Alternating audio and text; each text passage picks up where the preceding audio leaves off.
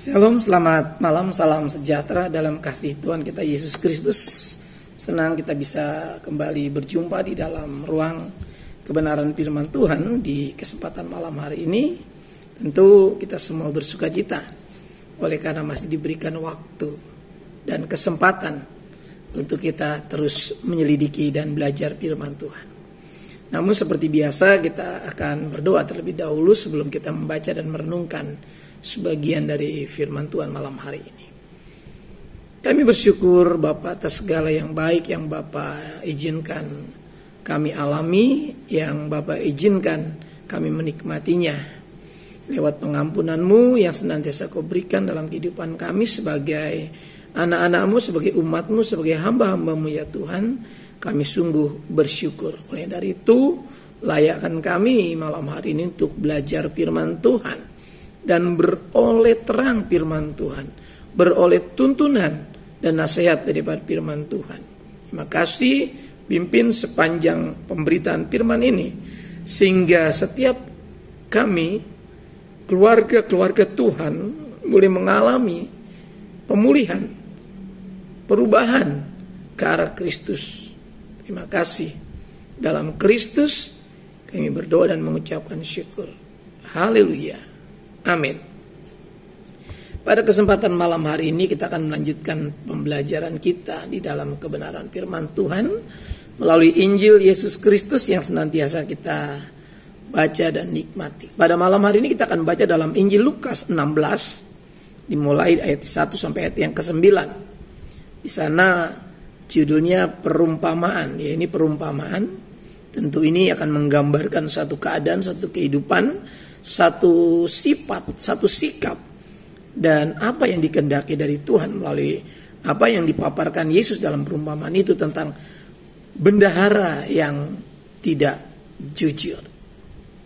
Kita lihat ayat yang pertama. Dan Yesus berkata kepada murid-muridnya, ada seorang kaya yang mempunyai seorang bendahara. Kepadanya disampaikan tuduhan bahwa bendahara itu menghamburkan miliknya. Lalu ia memanggil bendahara itu dan berkata kepadanya, apakah yang kudengar tentang engkau? Berilah pertanggungan jawab atas urusanmu, sebab engkau tidak boleh lagi bekerja sebagai bendahara. Kata bendahara itu di dalam hatinya, apakah yang harus aku perbuat? Tuanku memecat aku dari jabatanku sebagai bendahara. Mencangkul aku tidak dapat, mengemis aku malu. Aku tahu apa yang akan aku perbuat, supaya apabila aku dipecat dari jabatanku sebagai bendahara, ada orang yang akan menampung aku di rumah mereka. Lalu ia memanggil seorang demi seorang yang berhutang kepada tuannya, katanya. Kepada yang pertama, berapakah hutangmu kepada tuanku? Jawab orang itu 100 tempayan minyak. Lalu katanya kepada orang itu, inilah surat hutangmu. Duduklah dan buat surat hutang lain sekarang juga 50 tempayan. Kemudian ia berkata kepada yang kedua, berapakah hutangmu? Jawab orang itu 100 pikul gandum. Katanya kepada orang itu, inilah surat hutangmu, buatlah surat hutang lain 80 pikul. Lalu Tuhan itu memuji bendahara yang tidak jujur itu karena ia telah bertindak dengan cerdik. Sebab anak-anak dunia ini lebih cerdik terhadap sesamanya daripada anak-anak terang. Dan aku berkata kepadamu, ikatlah persahabatan dengan mempergunakan mamon yang tidak jujur, supaya jika mamon itu tidak dapat menolong lagi, kamu diterima di dalam kemah abadi. Bapak Ibu saudaraku yang dikasihi oleh Tuhan, siapa sesungguhnya bendahara itu? Saya dan saudara adalah bendahara-bendahara Tuhan yang dipercayakan kasih karunia, yang dipercayakan keselamatan di dalam Kristus. Bagaimana kita harus bertindak dalam kehidupan ini? Setiap orang percaya yang sudah diselamatkan ini, bagaimana kita mengerjakan, bagaimana kita bekerja seharusnya sebagai orang percaya di dalam kasih karunia itu. Selain kita mengerjakan secara sekuler kewajiban-kewajiban kita sebagai pekerja, sebagai orang-orang yang memang beraktivitas dalam kehidupan ini, namun kita punya tugas dan tanggung jawab yang memang harus kita dikerjakan. Dalam kisah ini ada satu tuduhan yang dituduhkan kepada seorang bendahara yang salah mengurus, ya. Dikatakan di sana menghamburkan milik tuannya itu. Ya, perhatikan di sana ada beberapa hal penting dari cerita ini, ya. Bagaimana sikap kita, ya. Bagaimana sikap kita sebagai umat yang dipercayakan keselamatan, ya. Ini penting sekali untuk kita perhatikan. Bagaimana ayat yang ketiga, coba kita lihat. Ini menarik, ya. Kata bendahara itu di dalam hatinya, apakah yang harus aku perbuat? Tuanku memecat aku dari jabatanku sebagai bendahara. Mencangkul aku tidak dapat, mengemis aku malu. Ada pelajaran penting dari cerita ini. Saya tidak hendak mengajarkan kita untuk cerdik, ya, seperti orang-orang dunia, tentu tidak, ya. Bagaimana sikap kita, kecerdikan kita ini yang Yesus juga pernah katakan adalah kamu cerdik seperti ular, tulus seperti merpati. Kita tidak lantas kemudian mengartikan itu secara sepihak, ya, tapi kita betul-betul mengerti tuntunan firman Tuhan. Bagaimana firman itu berfungsi menuntun. Firman ini memperbaiki, ya, bukan justru nanti kita salah menginterpretasikannya sehingga kita kemudian merasa wah ini kok firman Allah mengajarkan kita begitu. Tentu tidak. Ya, bagaimana di bagian ayat ketiga ini menyadarkan kita, ya, di mana di ayat yang kedua kita lalu ia memanggil bendahara itu dan berkata kepadanya, apakah yang kudengar tentang engkau? Berilah tanggung jawab atas urusanmu, sebab engkau tidak boleh lagi bekerja sebagai bendahara. Saudaraku, apa yang ada di pikiran, ya, seorang bendahara ini, ya, karena dia merasa dituduh, gitu. Lalu dia kemudian berpikir, ya, sebagai seorang yang diberikan tanggung jawab, saudaraku, ya, kita ini orang-orang yang diberikan tanggung jawab. Seharusnya kita juga berpikir tentang seperti bendahara ini, berpikir tentang sesuatu di masa yang akan datang. Apa yang akan terjadi di masa yang akan datang ini menjadi tanggung jawab kita.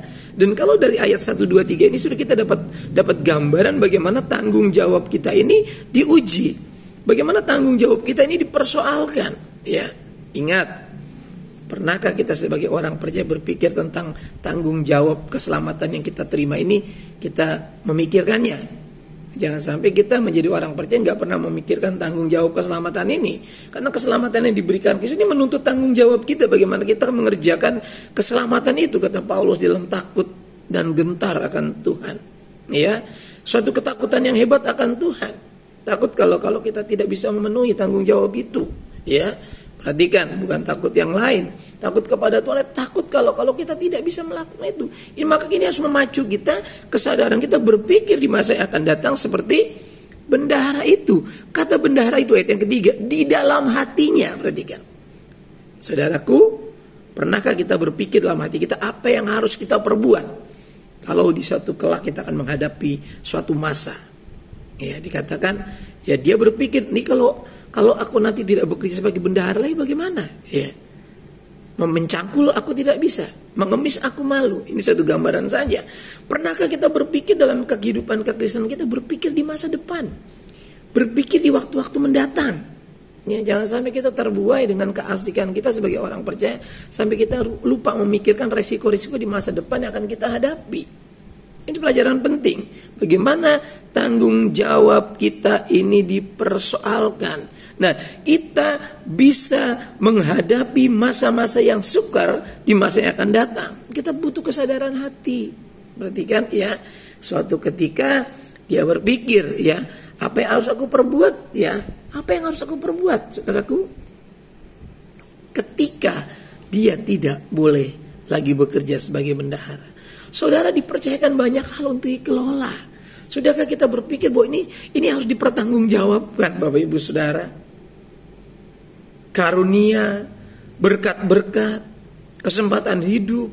Sudahkah kita berpikir dalam hati kita bahwa ini harus kita pikirkan, kita persiapkan segala sesuatunya.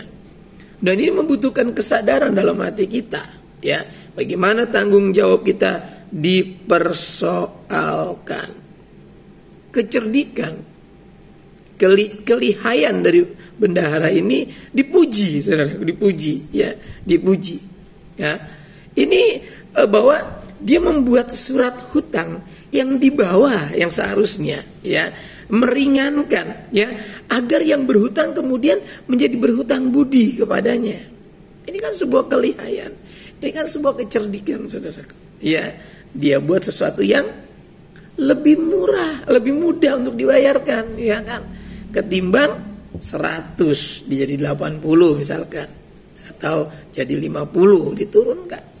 Maksudnya adalah supaya yang berhutang ini kemudian jadi berhutang budi kepada dia. Ini disebut sebagai sebuah kelihayan, kecerdikan. Ini dipuji, ya, oleh Tuhan, itu dipuji, ya, agar yang berhutang itu berhutang budi kepadanya. Nah, saudara, ayat ini mengajarkan kita bagaimana kita untuk bersiap-siap, ya, berhati-hati. Perhatikan, ya, supaya kita punya semangat hidup, kita punya semangat kerja seperti bendahara itu.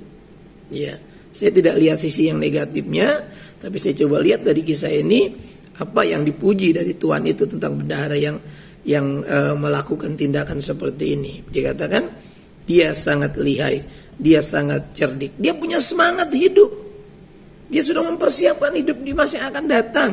Dia membangun sebuah relasi dengan orang-orang yang punya masalah itu, dan dia bantu dengan caranya. Di sebenarnya seringkali kita tidak sampai dengan cara berpikir seperti ini. Walaupun ini licik sebetulnya, tapi kenapa bendahara ini harus dipuji oleh tuannya? Saudaraku, seringkali kita dalam kisah ini kita tidak mengambil hal yang positifnya, ya. Hal yang positifnya adalah bagaimana kita bisa mempersiapkan segala sesuatunya. Kita melihat kisah ini bahwa bendahara ini mengajarkan kita sebuah semangat hidup ke depan. Ya, bagaimana kalau aku tidak bekerja lagi, ya kan? Mencangkul aku tidak bisa, mengemis aku malu. Tapi paling tidak dia sudah punya relasi. Ya, perhatikan, saudaraku, betapa pentingnya membangun sebuah hubungan. Ya, kita tidak bisa berjuang sendiri. Kita tidak bisa hidup sendiri. Ya. Perhatikan, sebagai orang percaya saya katakan kita harus membangun komunitas. Kita punya tubuh Kristus, kita punya peribadatan, kita punya persekutuan. Selalu saya ingatkan ini. Kita tidak bisa hidup sendiri. Kita butuh relasi, kita butuh hubungan. Bagaimana kelihayan kita membangun sebuah relasi, bagaimana kecerdikan kita membangun sebuah hubungan. Ini membuat kita akhirnya punya semangat hidup. Kita punya semangat hidup yang akan datang. Tentu bukan hidup masa depan yang hanya 10 atau 20 tahun. Tapi tentu kisah ini memiliki nilai kekal. Bagaimana sebagai orang yang dipercayakan itu bisa mempersiapkan untuk hidup yang jangka panjang. Hidup di dalam kekekalan, saudaraku. Kita melihat ayat yang ke-8. Lalu Tuhan itu memuji bendahara yang tidak jujur itu. Perhatikan. Kok dipuji tidak jujur? Maka saya katakan kita belajar dari sisi yang lain dari kisah ini. Mungkin kita pernah membaca ayat ini, tapi kita temukan malam hari ini. Karena ia telah bertindak dengan cerdik. Sebab anak-anak dunia ini lebih cerdik terhadap sesamanya daripada anak-anak terang. Di sini Tuhan, ya, memuji kecerdikan yang harus kita pikirkan juga. Bukan sekedar percaya saja. Katakan, Yesus, hendaklah kamu cerdik seperti ular, tulus seperti merpati. Kita tidak hanya cukup percaya, beriman, saudaraku. Kita harus memiliki kebijaksanaan, kecerdikan, kelihayan, ya, dalam menjalani hikmat ini, saudaraku. Dalam menjalani keselamatan, dalam kasih karunia ini, saudaraku. Kalau enggak, kita tidak akan bisa mempersiapkan masa depan, kehidupan kita yang di bumi ini, mempersiapkan kehidupan yang kekal di masa yang akan datang, saudara. Kita enggak akan, ya, karena kita masih hidup sampai saat ini. Kita belum di surga.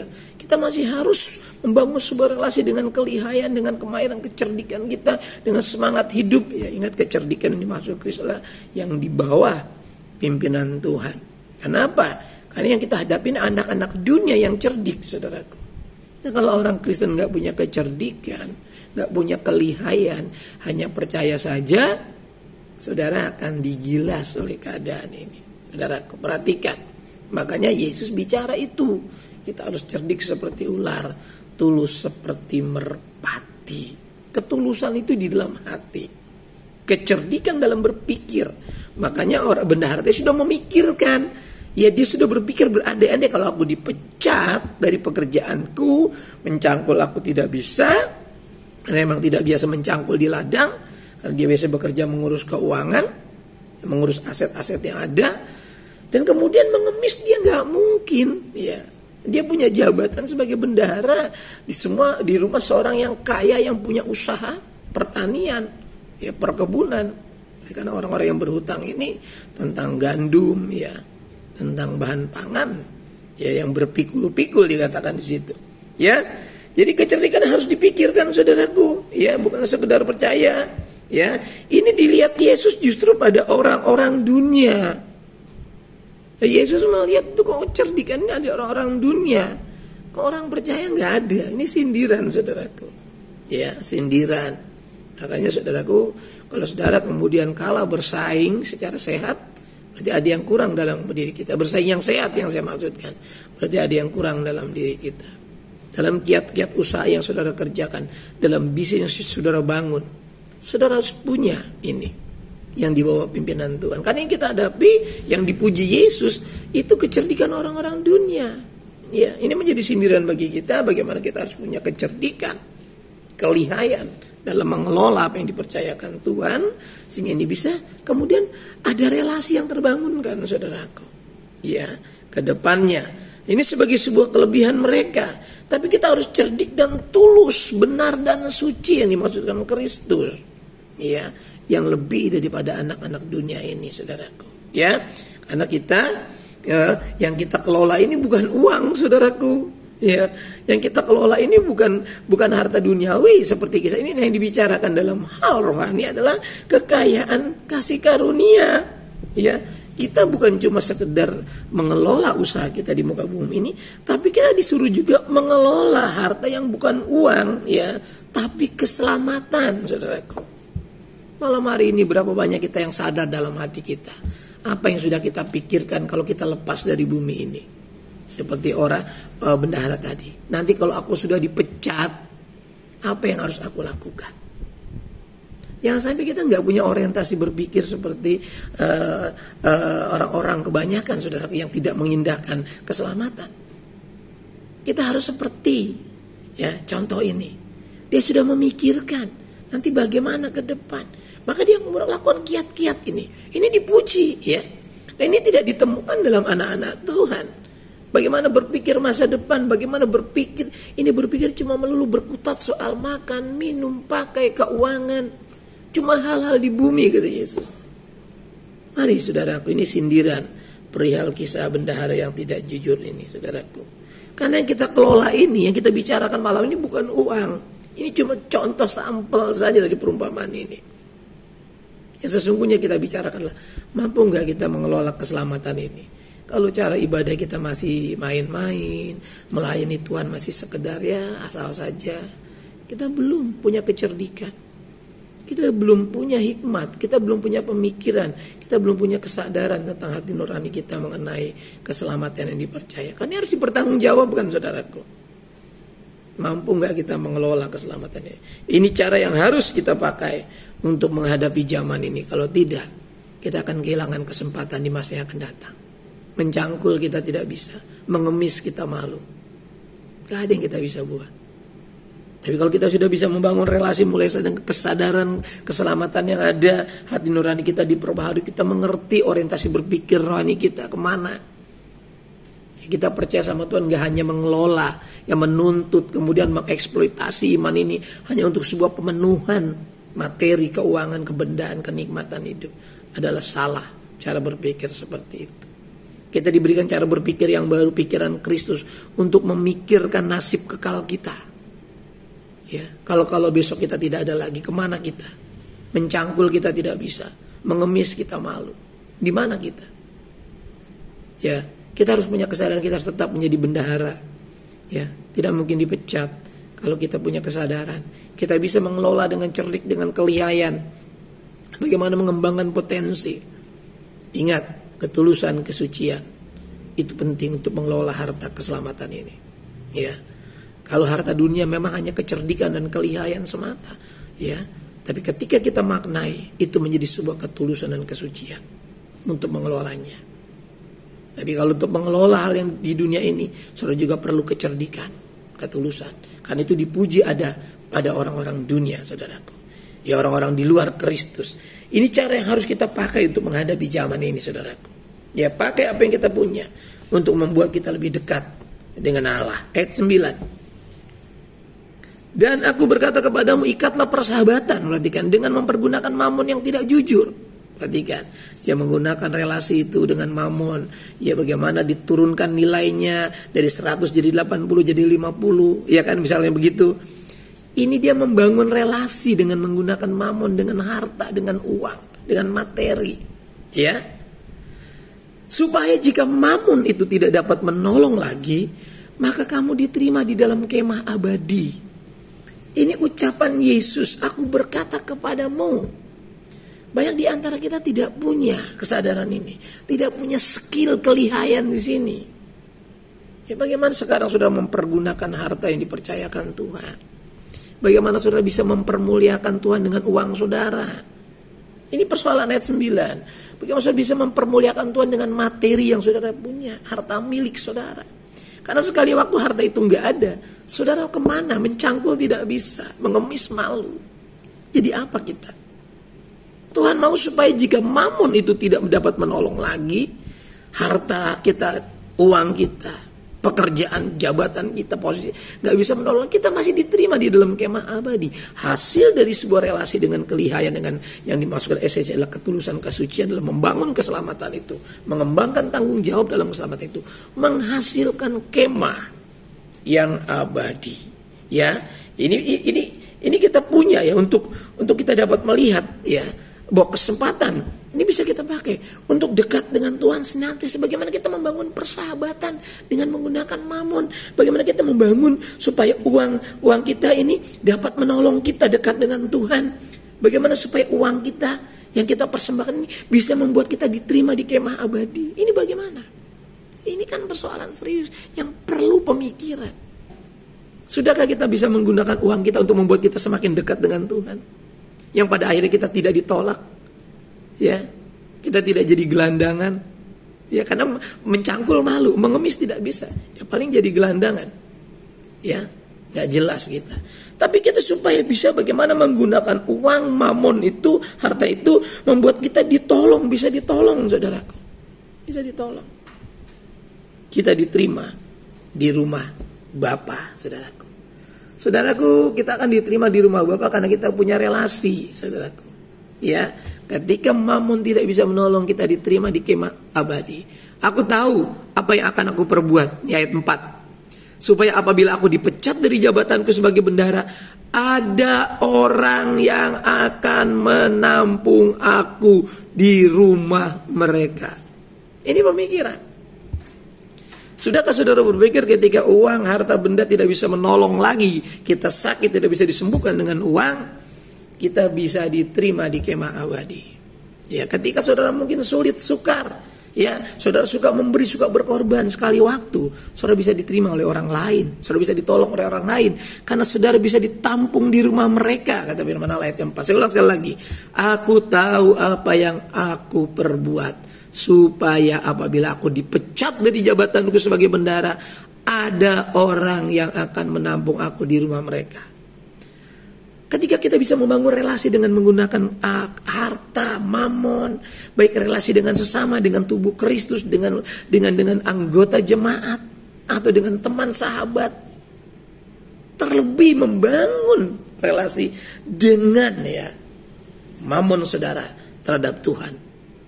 Bagaimana uang ini menjadi alat persembahan? Bagaimana uang ini menjadi alat membangun relasi dengan Tuhan? Supaya setelah uang itu tidak lagi ada artinya, bisa menolong kesehatan kita, menolong hidup kita, kita masih punya kesempatan diterima di surga, di rumah Bapa, di kemah abadi.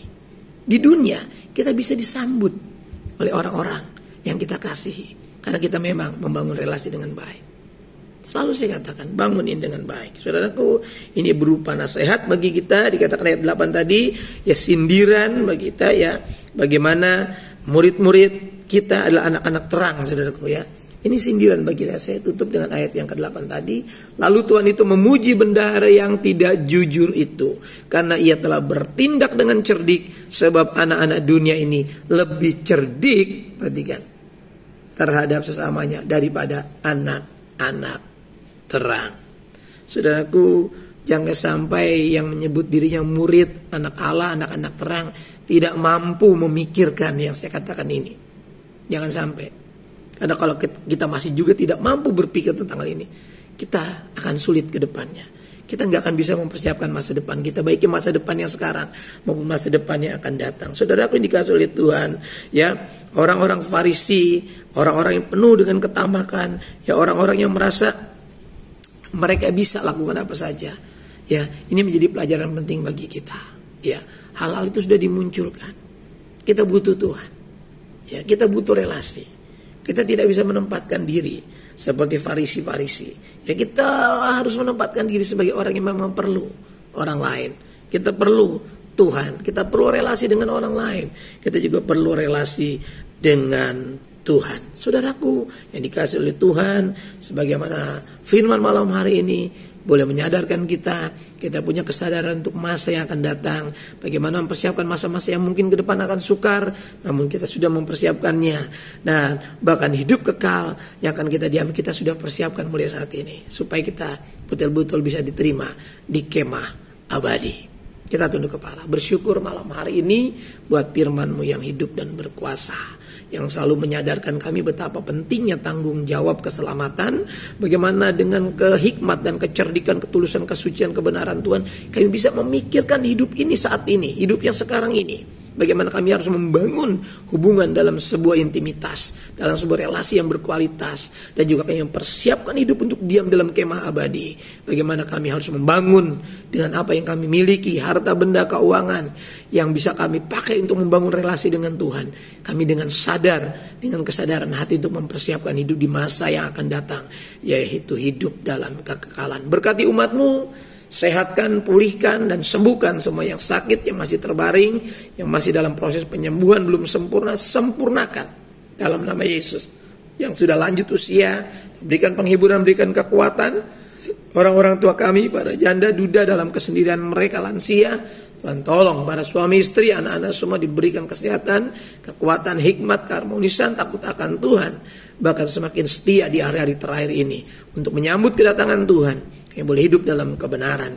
Terima kasih Tuhan, libatkan kami untuk terus membangun hubungan dengan Tuhan, membangun bahkan dengan relasi yang baik, dengan hubungan yang baik kepada Tuhan, kepada tubuh Kristus, dengan apa yang kami bisa persembahkan, baik dengan harta benda, skill, keahlian, keuangan kami, itu kami pakai, supaya manakala itu tidak lagi berarti bagi kami masih dapat diterima, baik di dunia ini dengan hubungan yang baik, dan juga kami diterima di surga, karena kami punya hubungan yang baik dengan Tuhan. Terima kasih. Biar pelajaran ini boleh mengingatkan, menjadi kritik bagi kami, menjadi teguran bagi kami, supaya kami sadar kami harus memiliki hikmat daripada Tuhan. Berkati umat-Mu, berkati pekerjaan Tuhan di tempat di mana kami beribadah. Berikan kemajuan rohani yang utama Tuhan, supaya kami ngerti tujuan kami hidup, tujuan kami berjemaat, tujuan kami bergereja dan melayani Tuhan. Kami tahu maksudnya, apa artinya. Terima kasih Tuhan, terima kasih buat Roh Kudus, dan sertai seluruh umat-Mu. Kumpulkan di rumah masing-masing malam ini persembahan-persembahan yang kami berikan senantiasa boleh memberkati pekerjaan Tuhan. Terima kasih, sertai dan pimpin kami terus dalam rumah tangga, dalam pelayan, dalam pekerjaan, dalam bidang-bidang kehidupan kami. Pada anak-anak yang belum mendapatkan pekerjaan, berikan pekerjaan.